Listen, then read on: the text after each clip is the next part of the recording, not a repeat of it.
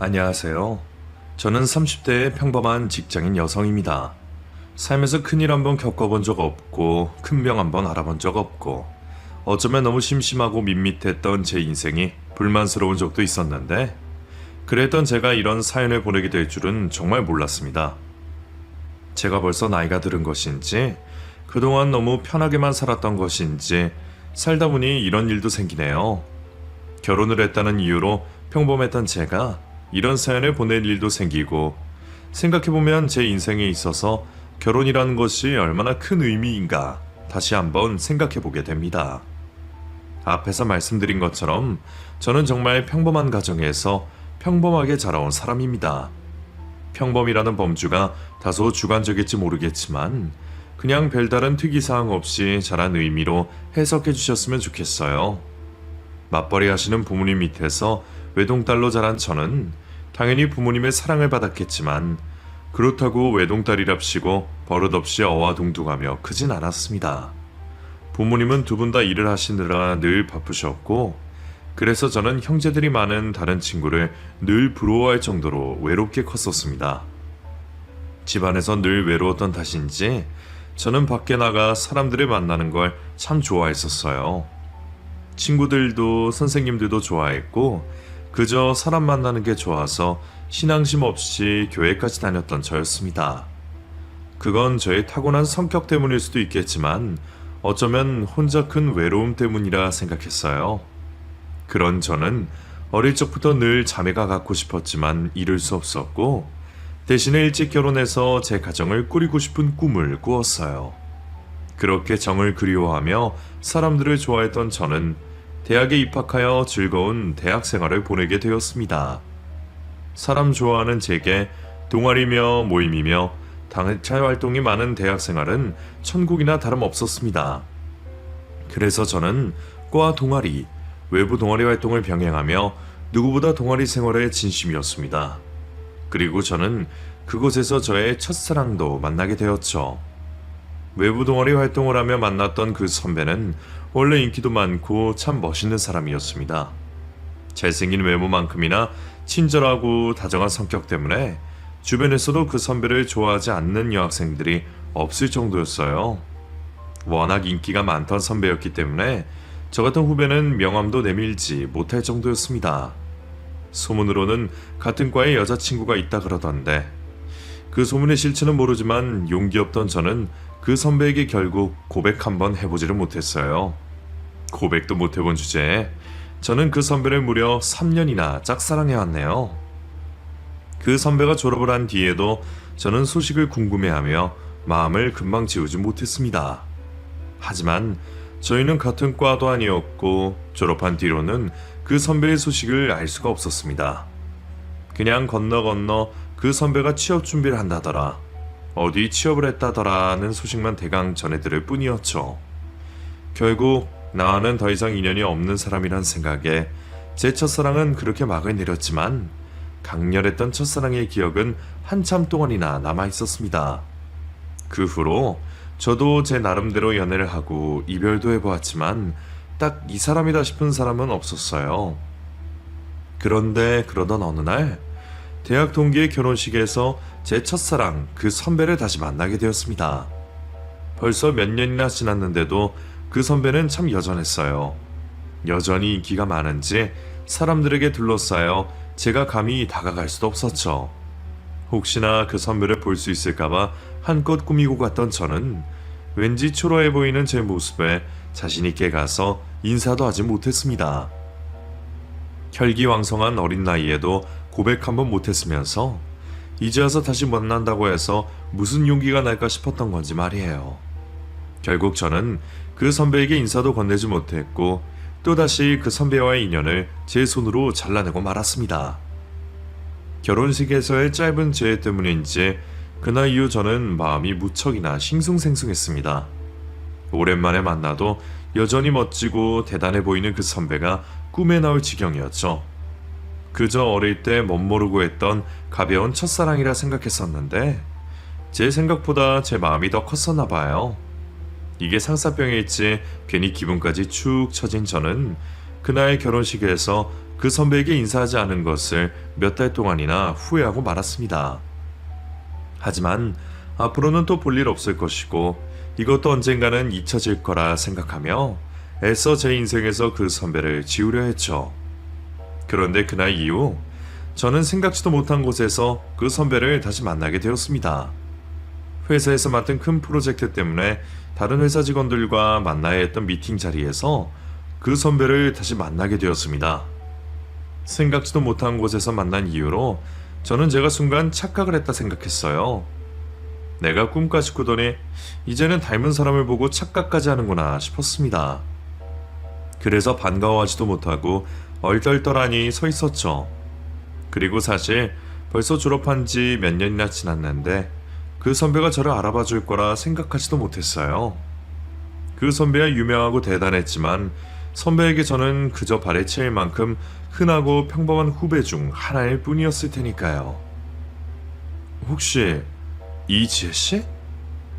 예? 어머, 저희 지혜 씨를 아세요? 뭐야, 지혜 씨 아는 분이셨어? 너 정말 지혜 맞구나. 제가 먼저 그 선배를 알아차리기도 전에 저를 기억하지도 못할 거라 생각했던 그 선배가 먼저 제 이름을 불러주었습니다. 저는 너무 놀라서 바보처럼 얼이 빠져 있었죠. 아마 그 순간이 제가 또 한 번 그 남자에게 반했던 순간이 아닐까 싶네요. 저는 여전히 얼떨떨해 있었고 선배가 먼저 저를 반겨주며 학창시절 이야기를 꺼내주었습니다. 저희 같은 대학 출신이에요.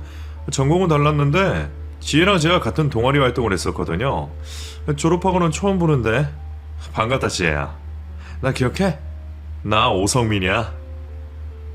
그날 성민 선배는 제가 반갑다며 저녁 약속을 잡았고 저희는 몇 년 만에 재회를 하며 따로 이야기를 나누게 되었습니다.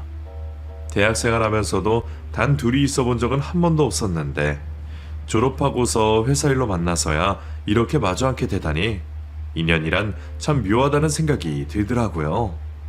저는 저희가 전공이 달랐다는 이유로 이렇게 다시 만나게 될 줄은 한 번도 생각해 본 적이 없었는데 역시 사람 일이란 어떻게 될지 모르는 건지 제게는 그날의 재회가 운명처럼 느껴졌었습니다. 그날 저희는 참 많은 이야기들을 나누었고 프로젝트가 끝난 후에도 연락을 주고받게 되었어요. 신기하게도 다시 만난 성민 선배는 원래 이런 성격이었나 싶을 정도로 색다른 느낌이었습니다. 어쩌면 내가 그 사람을 너무 멀게만 생각했던 건 아닐지 직접 겪어보니 선배는 제 생각보다 편한 사람이었어요. 덕분에 저도 조금 긴장을 풀고 좋은 선후배 사이로 선배를 대하려 했지만 이상하게 자꾸만 개인적인 약속을 잡는 성민 선배를 보며 괜한 기대를 품기도 했습니다. 선배가 나한테 마음이 없을 거라는 걸 알면서도 자꾸 전시를 보자거나 영화를 보자거나 이런저런 약속을 잡는 걸 보면 저도 모르게 분에 넘치는 상상을 하기도 했어요. 선배를 그저 보기만 해도 좋았던 저는 주제넘은 제 마음을 숨기며 열심히 철벽을 치곤 했습니다. 선배가 가까이 다가오려고 하면 먼저 철벽을 치고 제가 혹시나 그 선배를 좋아했다는 마음을 숨기려 엄청나게 노력하고 관심 없는 척 연기를 했죠. 나이를 그만큼이나 먹었는데도 저는 왜 용기가 없는 건지 그런 제가 바보 같기도 했지만 좋아하는 사람을 조금이나마 더 보고 싶은 마음에 어쩔 수 없는 선택이었습니다. 그런데 어느 날 선배가 저를 집에 데려다 준다 그러더니 갑자기 손을 잡아왔어요. 저는 놀라서 그 손을 뿌리쳤고 선배는 왠지 상처받은 표정이었죠. 지혜야, 혹시 내가 널 불편하게 하니? 예? 아니요. 그게 아니라 그냥 저희가 친하게 지낸다고 그래도 남녀 사이니까 괜히 오해받을까 봐요. 아, 지혜 너는 내가 그냥 학교 선배야? 그럼요? 나는 우리가 통하는 게 있다 생각했는데 내가 오해했나 보다. 미안해. 순간 저는 머리를 한 대 얻어맞은 기분이었습니다. 선배의 말은 누가 봐도 이성간에나 할 법한 이야기였어요. 그 말을 들은 저는 그제서야 처음으로 선배에게 솔직한 질문을 던졌습니다. 선배, 혹시 저 좋아해요? 당연하지. 그럼 다 큰 성인이 좋아하지도 않은 여자랑 영화 보고 데이트하니? 그럼 너는 지금까지 우리가 왜 만났다고 생각한 거야? 네, 제가 바보였습니다. 제가 철없던 시절에만 연애를 해봐서 그런지 서로 오늘부터 만나보자 통성명을 하지 않으면 그게 무슨 의미인지 알질 못했어요. 알고 보니 선배는 같이 프로젝트를 할 때부터 자기 표현을 다 했다 생각했고 일이 끝나고 꾸준히 연락을 하고 만나는 건 모두 데이트라 생각했답니다. 그래서 제가 거절하지도 않고 계속 만나주는 걸 보면서 저도 같은 마음인 줄 알았는데 제가 너무 철벽을 치기에 천천히 마음을 열어가면 된다 생각했던 거죠. 그것도 모르고 저는 그냥 착한 선배가 후배를 챙겨주는 줄만 알고 혼자 마음을 정리하고 있었고요. 그제서야 알게 된 서로의 마음에 저희는 한참 동안이나 얼떨떨할 수밖에 없었습니다. 선배, 사실 제 첫사랑 선배였어요. 선배랑 친하지도 않으면서 무려 3년이나 짝사랑했는데 제가 용기가 없어서 말을 못했어요. 사실 나도 그때 너 좋아했었어. 너도 내 첫사랑이야. 그래서 내가 회사에서 널 보고 얼마나 놀랐는 줄 알아? 그때 너 보자마자 심장이 뛰는 거 보고 이번에는 바보같이 놓치지 말아야지 결심했어. 저희는 바보같이 용기가 없어서 말도 못하고 서로를 짝사랑했던 모양입니다. 나중에서야 알게 되었지만 그때 선배는 소문과 달리 여자친구도 없었다 그러더라고요. 아니 애초에 대학생활하면서 한 번도 연애를 해본 적이 없었다 했으니 제가 선배에게 첫사랑이 맞기는 했던 모양입니다. 물론 선배도 나이 먹고 연애를 해봤지만 저처럼 첫사랑을 쉽게 잊지 못했나 봐요. 그때 한번 고백이나 해볼 걸 늘 아쉬워하면서 마음 한켠에 늘 미련을 남겨두고 있었나 봅니다.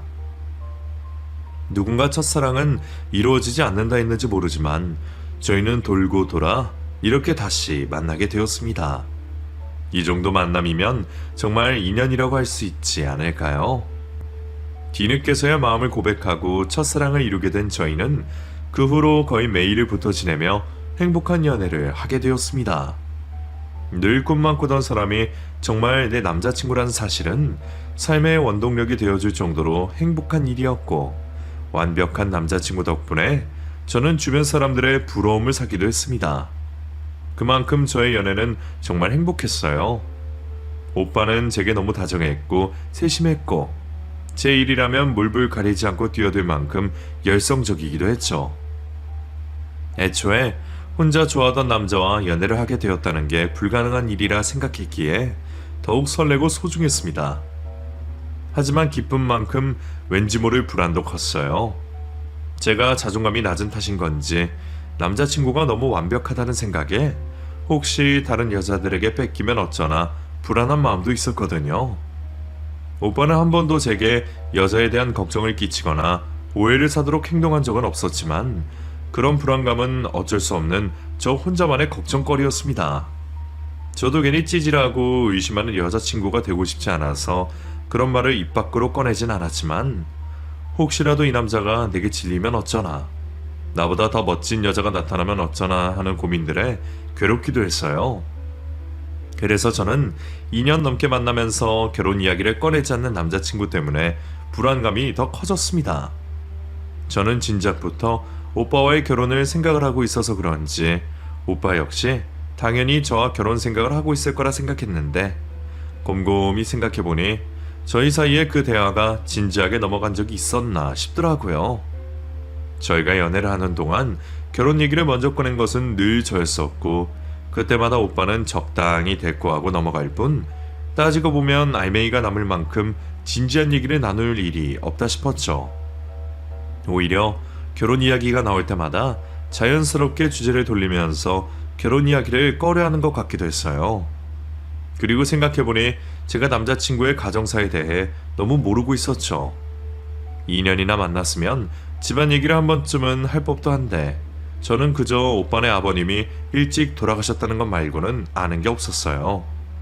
궁금한 건 많았지만 아버지가 돌아가시고 어머니가 고생이 많으셨고 어렵게 컸다기에 저도 집안 얘기가 괜한 상처가 될까봐 많은 것을 묻지 못했습니다. 하지만 그렇다 치더라도 제가 명색이 여자친구인데 나중에 결혼할 남자의 가정사에 대해 몰라도 너무 모르는 게 아닐까 싶더라고요. 그 생각이 미치자 저는 왠지 서운해졌고 이 남자가 나랑은 연애만 할 생각인 건가 싶어 실망스럽기 시작했습니다. 그렇게 저는 또 바보같이 혼자 소가리를 하고 있었습니다. 하지만 저도 더 이상 어린 나이가 아니었고 사랑만으로 제 인생을 걸 만큼 바보는 아니었죠. 한동안 고민을 하고 남자친구의 의중을 떠보던 저는 결국 제 속마음을 털어놓고 말았어요. 오빠는 결혼 생각 있어? 결혼? 갑자기 결혼 얘기는 왜? 갑자기라니. 우리 벌써 3년째 만나는 중이고 둘 다 적은 나이도 아니야. 저번 달에도 내 친구 결혼식 같이 갔으면서 우리한테 결혼이 먼 일같이 느껴져? 오빠는 결혼 생각 없어?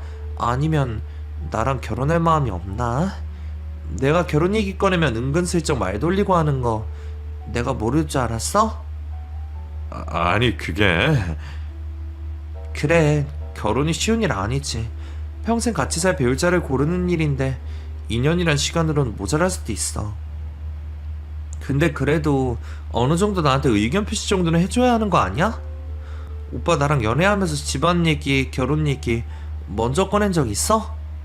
매번 결혼 얘기 꺼내는 건 늘 나였고 나는 오빠한테 우리 가족 이야기 시시콜콜한 것까지 다 했어. 그게 무슨 의미였을지 오빠도 모르는 건 아니잖아. 지혜야, 미안해. 너한테 상처 줄 생각은 아니었어. 나는 결혼을 신중해야겠다 싶었고 또 집안 얘기는 딱히 할 게 없어서. 결혼 신중해야지. 그래서 나는 오빠를 만나서야 결혼할 마음을 먹었던 거야.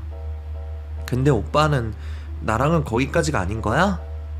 나도 이제 30이고 오빠가 언제 결혼 얘기 먼저 꺼내줄까 기다리다가 노천에 들고 싶진 않아. 나도 오빠를 많이 사랑하지만 오빠가 나한테 확신이 없다면 우리 여기까지 하는 게 맞는 것 같아. 결국 저는 들고 있던 폭탄을 던져버렸습니다. 그동안 혼자 마음고생했던 게 속상해서 그런지 저도 모르게 그동안 섭섭했던 마음을 다 털어놓아 버렸죠. 오빠는 그런 저를 보며 더는 말이 없었고 돌아서는 저를 붙잡지도 않았습니다. 집으로 돌아갔을 때 오빠에게서 전화가 걸려왔지만 저는 받지 않았고 오빠는 전화를 받지 않는 제게 며칠간 생각할 시간을 달라며 문자를 남겼습니다. 저는 그 말이 이별을 뜻하는 거라 생각했어요. 마음 정리할 시간이 필요하다 하는 거라 여겼기에 이제 다 끝이구나 싶었죠. 역시나 나랑 결혼까지는 아니었구나. 미련하게 나 혼자 북치고 장구쳤구나 말이죠. 며칠 동안 연락 없는 남자친구 때문에 저는 눈이 퉁퉁 붓도록 울었습니다. 이럴 거면 시작하지 말 걸 그랬다며 또 한 번 자책을 하게 되었죠. 그런데 연락이 없는 지 일주일이 되던 날 남자친구에게서 만나자는 연락이 왔어요. 제대로 이별을 얘기하려나 보다 싶었던 저는 옷도 제대로 챙겨 입지 못하고 겨우 눈물을 참고 약속 장소로 나갔습니다. 하필 헤어지는 날 우리가 자주 만나던 공원에서 약속을 잡은 그 남자의 센스에 심지어 약속 시간이 지나도 나타나질 않는 그 사람을 기다리며 저는 보자마자 욕을 해줄 생각을 했습니다.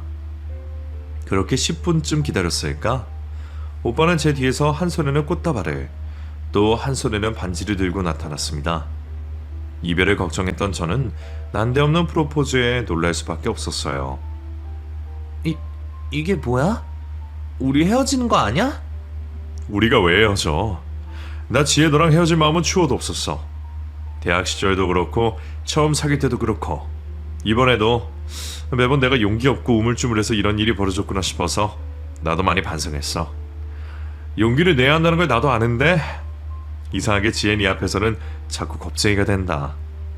그렇다고 내가 너랑 결혼하기 싫어서 말을 안 했던 건 아니야.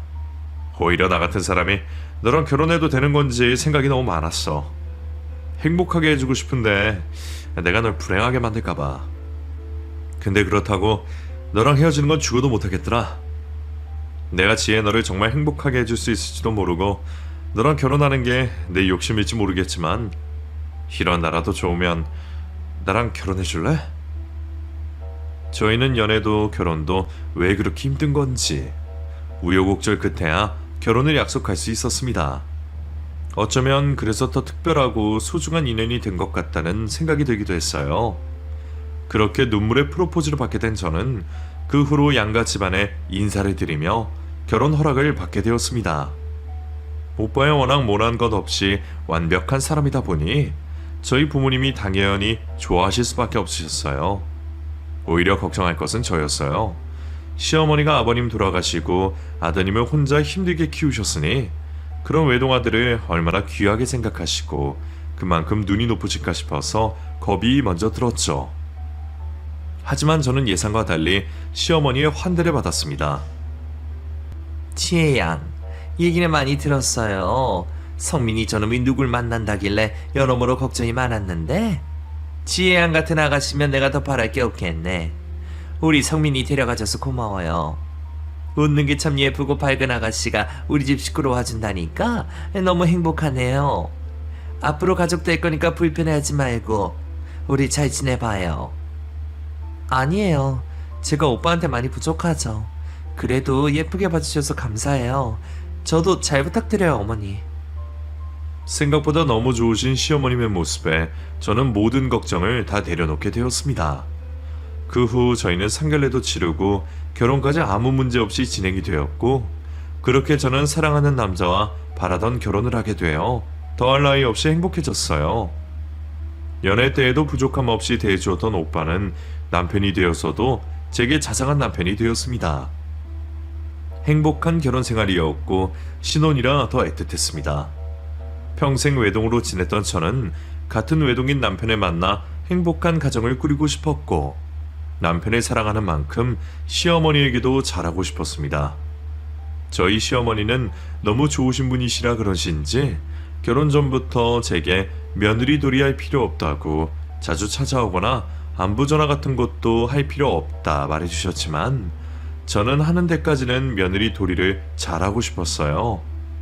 사실 저는 저대로 시어머니 걱정이 많이 되었습니다. 저희 부모님은 두 분이 지내시는데도 하나 있던 딸이 시집가 버렸다고 집이 적적하다 섭섭해 하시는데 홀로 지내시는 시어머니는 아들 결혼시키시고 얼마나 더 외롭고 쓸쓸하실까 싶어서 저는 시댁에 자주 드나들며 시어머니와 가까이 지내고 싶었죠. 하지만 남편은 행복한 신혼을 즐기자며 시어머니에게 먼저 연락하는 법이 없었고 시댁 가자는 소리가 없는 것에 비해 저희 친정에는 참 자주 갔어요. 저는 그게 남편이 저를 너무 배려해서 그러는 거라 생각했습니다. 워낙 착하고 저를 많이 챙겨주던 사람이라 결혼 후에도 괜히 며느리로서 부담을 가질 저를 위해 배려해주고 노력해주는 거라 생각했죠. 저는 그런 남편 대신 먼저 나서서 시어머니를 챙겨드리려고 했어요. 일부러 안부 전화도 자주 드렸고 혼자서라도 시어머니를 뵈러 가려 했죠. 시어머니도 남편이랑 성격이 비슷하신지 저더러 자꾸만 올 필요 없다며 오지 말라 하셨지만 저는 그런 시어머니 말씀을 개의치 않고 혼자 찾아가기로 했습니다. 그래서 시댁 근처에 볼 일이 있던 참에 시어머니 얼굴이나 보고 가려고 시어머니께 전화를 드렸죠. 근데 어머니가 바쁘신지 몇 번이나 연락을 드려도 전화를 받지 않으시더라고요. 평소 같았으면 연락이 되지 않으니 그냥 갈 법도 했는데 그때 저는 무작정 시댁을 찾아갔습니다. 저를 예뻐해 주시는 어머니셨으니까 제가 찾아가도 좋아하실 거라 생각했나 봐요. 그렇게 저는 연락도 하지 않고 시댁을 찾아가게 되었고 현관 앞에 서서 시댁 초인종을 눌렀어요. 다행히 어머니가 집에 계셨는지 문을 열고 나오셨습니다. 누구세요? 어머니, 저 왔어요. 지혜, 네가 여기 웬일이니? 근처에 왔다가 어머니 얼굴 뵙고 갈까 싶어서 전화드렸는데 계속 안 받으시더라고요. 그냥 갈까 하다가 어머니 뵌지 너무 오래된 것 같아서 찾아왔죠. 아니, 연락이 안 되면 그냥 갔지. 갑자기 이렇게 오면 어떡하니? 시어머니는 갑작스러운 저희 등장에 몹시 당황스러워 보이셨습니다. 집에 누가 있기라도 한 건지 저를 현관 밖에 세워두시고는 안절부절 못하셨죠. 어머니, 저 어머니 보러 온 건데 저 잠깐 들어가면 안 돼요? 어? 아니, 지금은 집도 어지럽고 좀 그런데. 그러시면 근처 카페라도 갈까요? 글쎄, 집을 비우기가 좀 그런데. 암튼 오늘은 좀 곤란하네. 다음에 성민이랑 같이 오렴. 그리고 앞으로 절대 연락 없이 오지 말거라. 알겠니? 시어머니는 저의 방문이 부담스러우셨는지 결국 저를 집으로 들이지 않고 물을 걸어 잠그시며 신신당부를 하셨습니다. 그래도 기껏 찾아온 며느리를 문전박대하시면서 제가 안에 들여다보지 못하게 하시는 이유가 있는 건지, 어머니 혼자 계신 집에 제가 못 올 일이라도 있는 건지 의아하기도 했지만, 그때는 제가 너무 불쑥 찾아와 시어머니가 당황하신 거라 생각했어요. 하지만 그날 일을 알게 된 남편 역시 저를 탓하며 방문을 자제하라 시켰습니다. 지혜야, 오늘 혼자 엄마한테 갔었다며? 왜 그랬어? 엄마가 많이 놀라셨나 보더라. 앞으로 나랑 같이 가고 혼자 그러지는 마. 아니, 나는 근처에 간 김에 어머님이랑 차라도 한잔 하려고 그랬지. 엄마가 혼자 지시니까 집이 지저분할 수도 있고 며느리한테 보여주기 싫은 게 있으실 수도 있잖아. 그러니까 앞으로는 그러지 마. 알겠지? 남편까지 저더러 혼자 시댁을 찾아가지 말라고 하더니, 이후로도 저는 시어머니를 따로 만나 뵙거나 시댁에 찾아갈 수가 없었습니다. 혹시 미리 연락을 드리지 않은 게 실수였나 해서 미리 약속을 잡으려고 해도 시어머니는 그때마다 이런저런 이유로 거절하셨고, 유난히도 집을 보여주기 싫어하셨습니다. 심지어 명절날에도 친정에서 보내라고 하시고 시아버지 제사도 할 필요 없다며 기일날도 아버지 계신 납골당에서 만날 정도였으니, 제가 시댁을 방문했던 건 결혼 허락을 받으러 갔을 때 이후로 정말 손에 꼽을 정도였어요. 보통 혼자 사시는 시어머니들은 며느리들을 부르지 못해서 안달이라 그러던데, 남편은 시어머니가 독립적인 성향이 강하시고 며느리인 저를 배려하기 위해서라 설명했지만, 저는 시어머니와 가까워지고 싶어서 그런지 너무 그러시는 게 더 부담스럽고 섭섭하기까지 하더라고요. 저는 불편하지 않다, 집이 더러워도 괜찮다며 시댁에 가고 싶다 말씀드렸는데도 자꾸만 굽고 싫으시다 그러고 절대로 오지 말라 하기만 하시니, 그쯤 되니 저도 혹시 시어머니가 숨기시는 다른 이유가 있는 건 아닐까 하는 생각까지 들었어요. 생각해보니 결혼 허락 받으러 시댁에 갔을 때에도 조금 이상한 점이 있기는 했어요. 어머니가 남편이 쓰던 방과 거실 말고는 절대로 문을 열지 않으셨고, 시종일관 다른 방을 신경 쓰는 듯 보이셨어요. 그리고 또 한 가지 이상했던 것은 남편의 태도였습니다. 거실에 앨범이 보이길래 보고 싶다 했더니 남편이 저한테 가족 앨범조차 보여주지 않으려 하더군요. 그런 걸 다 떠올리면 시댁에는 제가 모르는 사연이 있는 것도 같은데, 시어머니나 남편이나 아무도 알려주질 않으니 저는 혼자서 고민하고 상상하기 시작했고, 혹시 정말 다른 이유가 있는 건지, 제게 말 못할 사정이라도 있는지 궁금해지기 시작했죠. 결국 저는 궁금한 마음에 직접 시댁을 다시 찾아가기로 마음먹었어요. 숨기는 게 없으신 거라면 그냥 혼 한 번 나고 말면 그만이지만, 설마 정말로 숨기시는 게 있는 거라면 이제 가족이 된 저도 꼭 알아야 하는 거라 생각했습니다. 설마 뭘 숨기실 거라 생각하진 않았지만, 궁금한 걸 참지 못하는 저는 시어머니의 속내를 꼭 들어보고 싶었습니다. 그렇게 저는 또 한 번 연락 없이 시댁을 찾게 되었어요. 어머니, 집에 계세요? 저 왔어요. 시댁 현관 초인종을 누르자 전과 달리 집안에서 기척이 없었습니다. 혹시 어머니가 안 계신가 싶어 초인종을 한 번 더 누르고 돌아서려는데 누가 현관을 열어주더라고요. 하지만 그건 저희 어머니가 아니었습니다. 집안에서 문을 열고 나온 건 난생 처음 보는 웬 젊은 여자였어요. 시어머니 혼자 사시는 집에 젊은 여자는 누굴까 싶었는데, 이상하게 그 여자가 아무 말도 안 하고 멀뚱멀뚱 저를 쳐다만 보고 있더라고요. 어머, 누구세요? 누구냐 물어도 대답 없는 그 여자는 아무래도 손님 같아 보이진 않았습니다. 손님이라 하기에는 복장이 너무 편해 보였거든요. 시어머니가 며느리도 들이지 않는 시댁에서 누굴 데리고 계시기라도 한 건지 저는 그 상황이 혼란스러웠어요. 그 순간 시어머니가 잠시 나갔다 오신 건지 엘리베이터에서 내리셨고, 저와 그 여자를 보시고는 놀라서 뒤집어지려 하시더라고요. 아니, 지혜 너 여기 왜 있니? 내가 오지 말라고 몇 번이나 말했는데 대체 이게 무슨 일이야? 어머니, 근데 이분은 누구세요? 손님이세요? 그게 아니라... 아니, 너는 지금 왜 와가지고... 세상에... 시어머니는 저를 보고 많이 놀라신 건지 제대로 말씀을 하지 못하시고 횡설수설하셨습니다.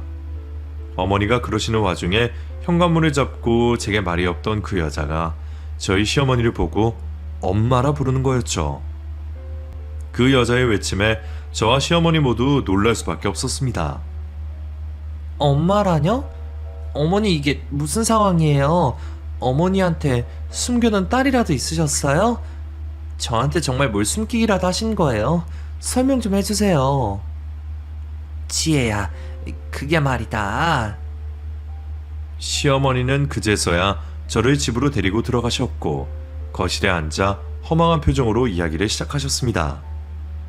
그리고 그제서야 알게 된 진실은 제게 너무나 충격적일 수밖에 없었어요. 알고 보니 남편에게 누나가 있었더라고요. 그게 바로 시댁에 있던 그 여자였던 거죠. 어쩐지 묘하게 닮았다 했더니 정말 식구였을 줄은 상상도 하지 못했습니다. 대체 제게 왜 숨겨오신 건지 저는 숨겨진 시누이를 마주하고서야 이유를 알 수 있었어요. 어릴 적부터 수지의 소리를 들으며 무척이나 똑똑했던 시누이는 집안의 자랑이었습니다.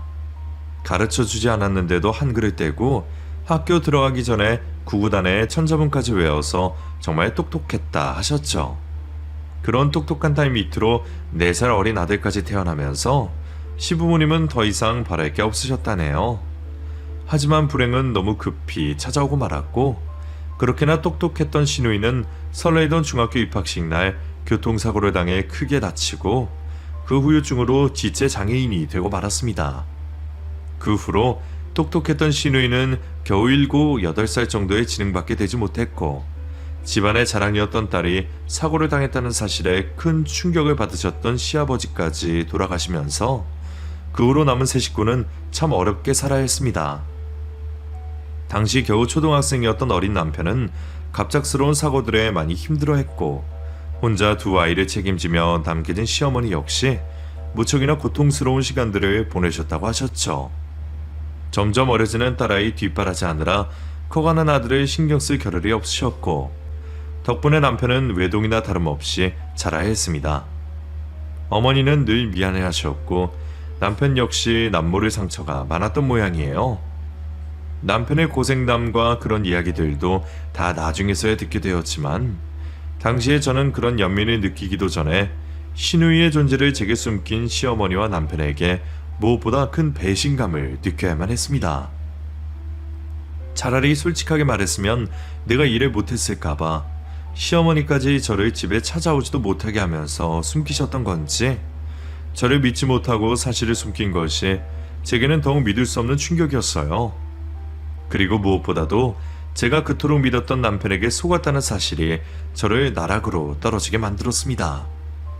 직접 찾아가서야 사실을 알게 된 저는 속았다는 배신감에 시어머니와 남편을 뒤로 한 채 집을 나가고 말았습니다. 그렇다고 당장 친정으로 달려가 사실들을 알릴 수도 없어서 회사에는 휴가를 내고 며칠간 호텔에서 머물며 혼자 생각할 시간을 가지게 되었어요. 제가 집을 나간 후 남편은 수십 통의 전화를 하며 제 소식을 기다렸습니다.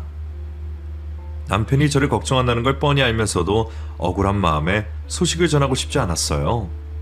남편 입으로 직접 얘기라도 들어봐야 한다 싶긴 했지만 제게 미안하다는 말밖에 하지 못하는 남편을 보며 더 대화를 하고 싶지 않았습니다. 남편이야 정말 미안했을 테니 제게 미안하다는 말 말고 할 말이 없었겠지만 그래도 저는 최소한의 변명과 이유라도 제대로 듣고 싶었는데 남편은 제게 더 이상 변명을 할 생각조차 하지 못하는 듯 보였습니다. 그렇게 혼자 있던 제게 시어머니 연락이 찾아왔어요. 제가 전화를 받지 않으니 문자를 남기신 건지 한자 한자 불편하게 쓰신 장문의 문자가 도착했더라고요. 아가, 미안하다. 내가 너를 바보로 생각하고 속이려 했던 것이 아님을 알아다오. 성민이도 아무 잘못이 없다. 그저 못난 내 탓이다. 성민이, 성은이 모두 내 자식이고 내 책임인데 내가 아픈 내 딸을 너한테 짐처럼 느끼게 하고 싶지가 않아서 숨길 수밖에 없었다. 나 죽고 나면 시설에 보낼 계획이었고 너랑 성민이한테 떠넘길 생각은 추호도 없었다. 누나 때문에 엄마 사랑도 못 누리고 평생 고생한 아들에게 마지막으로 행복할 기회를 주고 싶었다. 그래서 너에게 내 딸의 존재를 숨기고 그 아이를 없는 셈 치게 만들면 다 행복해질 거라 생각했다. 니들 둘이서만 잘 살면 행복이라 생각했기에 내가 이런 어리석은 짓을 저질렀다. 절대로 너를 못 믿거나 속이려 했던 것이 아니란다. 모두 내 잘못이고 내 죄이니 부디 성민이만 용서해 줬으면 좋겠구나. 앞으로 나는 없는 셈 치고 나와는 연락 끊고 둘이서라도 행복하게 잘 지내길 바란다. 내 딸은 나의 책임이니 너는 신경 쓰지 않아도 된단다. 다 어미가 바보 같아 벌어진 일이니 부디 용서해 주길 바란다. 미안하다 며느라. 어머니가 보내신 그 문자를 한참 곱씹어 보았던 저는 괜히 눈물이 날 것 같았습니다. 신우이가 다쳐서 아픈 것이 잘못도 아니고 어머니의 죄도 아닌데 자꾸만 당신을 죄인인 듯 말씀하시며 제게 용서를 바라시는 것이 속이 상했어요. 저는 그제서야 어머니와 남편이 제게 신우이의 존재를 숨길 수밖에 없었을 이유를 이해해 보기로 했습니다. 만약 내가 반대의 상황이었다면 나도 당당히 밝힐 수 있었을까 생각하니 정말 쉽지 않겠다 싶더라고요. 그리고 그 일을 숨겼다는 것이 나를 기만하려 한 것은 아니라는 것을 이해할 수 있었습니다. 결국 저는 일주일 만에 다시 집으로 돌아가 남편을 마주했습니다. 그리고 남편에게서 진심으로 사과를 받을 수 있었죠. 지혜야, 미안해. 내가 다 잘못했어. 잘못됐다는 걸 알면서도 너한테 솔직하지 못했어. 나도 누나와 내 가족을 사랑하지만 누나 때문에 연애 한번 못하면서 나도 많이 힘들었었어. 누나를 챙기다 보니 내 삶은 없었고 내 사정을 이해해 줄 사람이 없다 생각해서 내 주제에 무슨 연애고 결혼인가 싶어서 다 포기하고 살았어. 그래서 너를 좋아한다고 고백도 못했고 나도 나이 먹고 용기 내서 연애를 해봤지만 그때마다 솔직하게 말했더니 전부 도망을 가더라. 누나에게 말하면 엄마 돌아가시면 결국 내가 누나를 떠맡는 거 아니냐며 괜히 남 고생시키지 말고 우리 가족 불행은 우리끼리 해결하라는 거야. 그 말을 듣고 정신이 번쩍 들더라고. 아, 나는 행복하면 안 되는구나. 이런 걸 이해해달라 바라면 안 되는구나. 그래서 가족만 보고 혼자 살려고 했어. 근데 너를 다시 만나고 너를 도저히 포기할 수가 없더라. 그렇게 연애를 하게 되었고 우리 집 사정을 알게 되면 혹시나 너도 도망갈까봐 솔직하지 못했어. 네가 그럴 사람이 아닌데 내가 너를 그렇게 생각하지 못했어. 미안해 지혜야. 이혼하고 싶으면 그렇게 하자. 너 원하는 대로 해줄게. 내가 정말 그럴까봐 걱정했어? 그게 뭐라고 숨겨. 그런 일로 상처 주고 도망가는 다른 여자들이 이상한 거지. 앞으로 나한테 한 번만 더 거짓말해봐. 그땐 정말 안 넘어가? 뭐? 지금 나 용서해 주는 거야? 정말이야? 내가 화가 난 건 어머님이랑 당신이 나를 속였다는 거였어. 그런 일을 쉽게 말하긴 어려웠겠지만 그래도 나를 믿었다면 나한테 용기 내서 말이라도 해주지 그랬어. 그랬으면 이럴 일도 없었을 텐데. 속인 건 괘씸하지만 용서해야겠지 어쩌겠어. 그러니까 이제라도 누나 정식으로 소개시켜주고 원래대로 다 돌려놓자. 결국 저는 남편을 용서하기로 했고 그제서야 저의 시누이를 만나게 되었습니다. 어려서부터 늘 언니가 있었으면 했던 저는 언니 같은 시누이가 생겨 기뻤습니다. 8살 아이처럼 순수한 시누이였지만 그래서 더 좋았어요. 언니도 제가 싫지 않은지 저를 보고 금세 마음을 열어주어 다행이었습니다. 제가 언니와 인사를 나누고 가까워지려 하는 것을 보고 시어머니는 많이 우셨어요. 미안하고 고맙다며 계속 울기만 하시더라고요. 그런 어머니를 뵈니 그동안 마음고생이 얼마나 심하셨을지 그 식구들의 오랜 사정이 안타깝기만 했습니다. 그 후로 저는 시댁에 거의 매일 드나들다시피 하게 되었습니다. 시어머니도 이제 더 이상 저를 오지 마라 하실 이유도 없었고 저는 늦게 만나게 된 신우이와 하루빨리 친해지고 싶었거든요. 그렇게 식구들이 다 같이 시간을 보내며 더 이상 비밀 없이 가까워지게 되었고 저는 신우이를 제 친언니처럼 생각하며 어머님이 돌아가신 뒤에도 저희 부부가 신우이를 챙기며 평생 함께하기로 결심했습니다. 사실 생각보다 그렇게 어려운 결정은 아니었어요. 시댁 식구라 생각하지 않고 우리 언니라 생각하면 그게 당연한 일이었으니까요. 당연한 일임에도 시어머니와 남편은 여전히 제게 미안해하지만 저는 그저 지금 이 순간이 행복하기만 합니다. 그 후로도 저는 남편과 행복한 결혼 생활을 즐기며 얼마 전에는 드디어 바라던 아이까지 가지게 되었네요. 저의 임신 소식에 누구보다 기뻐하고 축하해준 것이 바로 저희 신우이였습니다.